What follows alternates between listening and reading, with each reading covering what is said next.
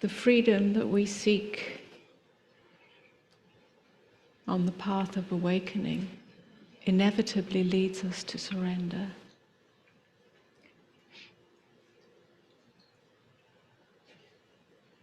And yet surrender is very much misunderstood, as if it's a surrender of the self, in the sense of I have to surrender. This goes in some ways in opposition to what we might call the authority of the self. So there's a kind of conflict, because the surrender of the individuation, the human being that you are,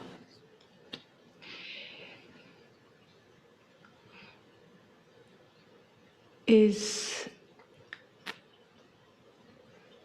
about surrendering to something, to another person, to a relationship, to a job that you don't like, to an abusive situation.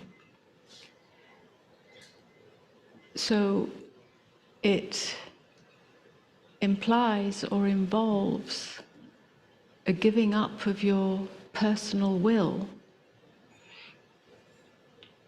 Just like, waving the flag to the enemy and saying, okay, I surrender, I surrender. And then you're a prisoner. There is no freedom in that.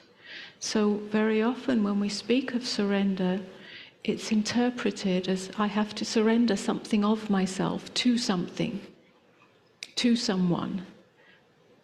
And this is really not what it's about, because there's a conflict in that. You don't need to, and you mustn't surrender your inner authority. You mustn't surrender to anyone or to anything.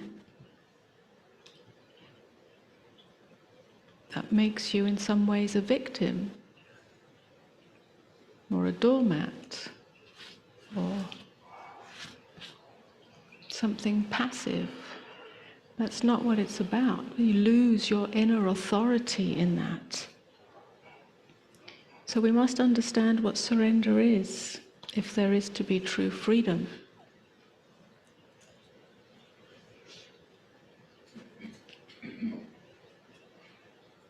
Really what surrender is a surrender of the grasping mind, not a surrender of the individuation that you are. And it's not about what's happening, although what's happening, as your experience, is going to be the catalyst or the invitation for that. But it's not what's happening that's the issue. It's how the grasping mind interprets what's happening. Grasping in the sense that it either likes or dislikes the experience. And I'm going to go beyond, it's beyond liking and disliking. Whether you like it or disliking doesn't matter. Dislike it doesn't matter. And liking and disliking will naturally arise as part of your inner authority. You don't have to repress that or suppress that. It's more than that. It's the grasping is the tightening around it. Tightening either to reject it, suppress it, be violent towards your experience, or grasp it in terms of try to hold on to it, hoard more of it, possess more of it, not lose it, whatever it is. Good feeling, a good experience, a good relationship, and the feelings that arouses, and all of that. So it's a surrender of the clenched fist, the grasping, which creates an inner tightness, an inner tension, an inner agitation. So really surrender is a softening. Again, not a softening of your personality or your individuation. You are who you are. You are your unique self, your unique expression. You don't have to modify that in order to arrive or walk through this doorway of surrender that is often held up as the key to freedom, which it is, but it's not on the level of the individuation, the human form, who you are on that level. It's on the level of the inner mechanism that drives behavior, that drives reaction, that drives response, that drives everything about the human relationship to what is. It's the mechanism that is invited to surrender, because the mechanism is the root of suffering. If we don't see that, then there's no possibility of surrender. We cannot force surrender just because it's a nice spiritual carrot that's dangled. I must surrender, I must surrender. I don't know how to do it, but I must surrender because so-and-so said so, or Amoda said so, or somebody else said so. Yes, it's the key to freedom, ultimately. And without that, there's no real freedom, there's no real awakening out of the dream that is created from this unconscious mechanism of craving and aversion, moving towards, moving away from, which creates a tightness and agitation and restlessness. But we can't force it. We have to see it. We have to be ripe for it. Sometimes well, not sometimes, but often there is much, if you like, work to be done on an energetic level. Loving the parts of ourselves that we berate, that we reject. That's fundamental, that's primary, that's prior to surrender. You can't surrender until you've included everything. Surrender's like the fruit that falls off the tree when it's ripe. So we can speak of surrender and we can prepare the ground for it, but we can't force it, and we can't create a sort of spiritual principle out of it. Because then you'll be fighting with it, struggling with it, and it'll be coming, if you like, from the wrong place. So we can speak of it. And if the fruit is ripe, then it will support that ripening.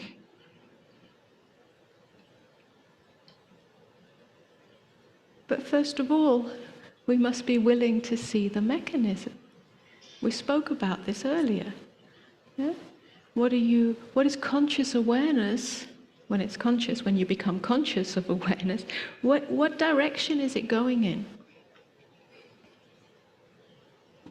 And the more you see it, the more you see that it's the cause of suffering, not the event that's happening. It's not the circumstances, it's not your emotion or feeling, it's not your relationship or this, that and the other. All that gets sorted out. Or the body or anything. That's not the cause of suffering on this level. We're talking about the mechanism, the core mechanism that creates psychological suffering. So we have to see it, or be willing to see it. And that willingness, again, it's not a process, it's not a method. It's like a prayer. And again, not begging for something or asking for something or expecting something. That prayer is the openness. That prayer is the availability. If you make yourself available,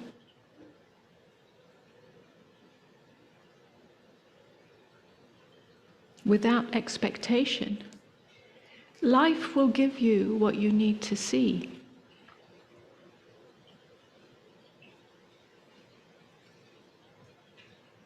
If you really are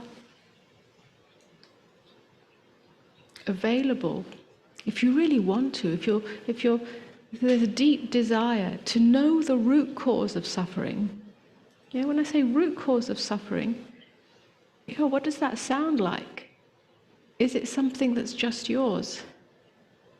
Is it just my suffering? Yes, there is my suffering, but it's not just my suffering. My suffering is all suffering, because the root cause is the same. So the genuine desire, if you like, or curiosity, more than curiosity, the tenacity, the courage, the willingness to get to the root cause of suffering that is the same for each human being. It's collective, it's endemic, it's the root of insanity, it's the root of war, it's the root of violence. All conflict, inner and outer conflict, stem from this. Without really wanting, on a deep, deep level, not just intellectually, philosophically, to really know what that is, to really discover it, so you can almost pull it out. Actually, it's not you pulling it out, like the thorn. In the end, it's the divine, it's God will pull it out for you. But you must have the tenacity and the willingness and the curiosity and the depth of inquiry. If you're not interested in that, then you won't get to the root of suffering. Be la la la, I'm looking for comfort in life, I'm looking for security, I'm looking for a pain-free life, and nothing will change, nothing will shift. So that's what I mean by ripening. The ripening comes when you've investigated, when you've inquired into the nature of things. And then it starts to reveal itself. You start to become sensitive to where what is operating, the operating system, is either the grasping, rejecting, it's like this. It's exhausting, right? Or whether it's something completely on a different dimension. We talk about tenderness, meeting what is with tenderness, meeting what is with non-violence, letting it be. Everything that we speak about is pointing to the same thing. But these, meeting with tenderness, allowing in the open field of awareness, these are all little pointers, in a way, little practices, that we can employ in our lives to bring us closer to the root cause. And then surrender can take place.